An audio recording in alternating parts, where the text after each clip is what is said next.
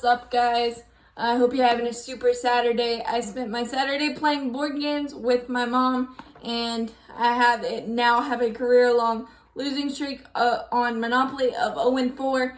Gotta change that in the coming days, but my next installment of Best of Braves today will be Dansby Swanson, and it's amazing. He's been in the league just 4 to 5 years, and he's accumulated so many amazing moments, and that's just a great thing to have a career resume already and not even scratch the surface of his potential. And I think he will, if he can avoid the injury bug. He's just kind of starting to peak and starting to show why he was the number one pick in the draft, and just being Dansby Swanson and not having that pressure of being the number one overall pick and being the savior of the Braves. He could just be great Dansby Swanson, and that's what he's done the past couple of seasons.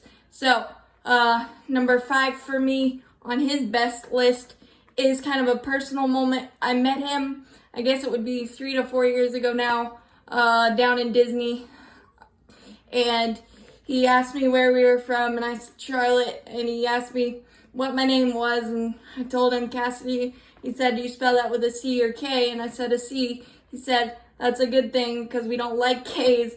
And I laughed and I said, "No, we don't." And I got his autograph and a picture, and the picture is still my lock screen on my phone. Just an absolutely great moment and a memory that I will never forget. I don't know if he remembers that, but I just love how personable the entire Braves organization is and how nice they are with fans, it seems like. And it's just, that was just another example, and that's why Dansby Swanson's one of my favorites, even though I love every single player on our roster, because why I can't not. They're just the best team in baseball. So that's number 5 for me. Number 4 is a little odd. The cocktail napkin that the trade to get Dansby was created on, Dave Stewart and John Coppolella composing an unprecedented trade. You'd never trade the number one pick before they even play an inning for you. You just don't do that. And somehow John Coppolella was able to convince Dave Stewart to do that. And to boot, we got Ender Inciarte, a perennial Gold Glove, and just an overall solid player, and a number 100 prospect as well in Aaron Blair. That didn't work out necessarily, but for all the mistakes that John Coppolella made with lying to MLB, the international sanctions and whatnot, we have to credit him a lot for where we are today. He sped up the rebuild greatly with this Dansby Swanson trade, and I still, to this day, don't know how it happened. Just unprecedented. So that's why the cocktail napkin meeting is number 4, and I hope John Coppolella paid for that lunch, because that's all that Dave Stewart got out of that, I feel like. So hopefully that's the case. So that's number 4 for me. Number 3 is Dansby Swanson's first ever MLB homer. Was a special and an odd one off Gio Gonzalez, a inside the park job when they had Trey Turner in center field.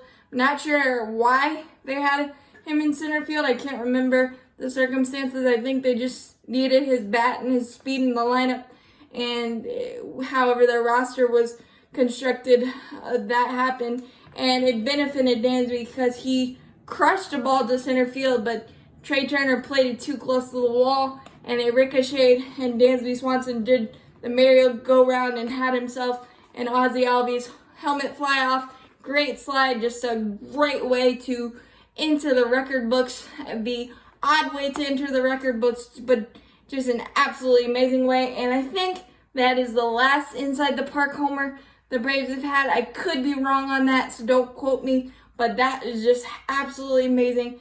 So that's number 3 for me. Number 2 is the game-saving play against Arizona in the hole. It was ticketed for center field, and Dansby Swanson dove, caught it, quick release, and Kurt Suzuki caught the short hop, and Chip Carey with the goosebumps call, and that is your ball game. Another gray hair growing classic. I wish my gray hair was growing because that mean we had Braves baseball, but those memories and those highlights never get old for me, and that was definitely one of them.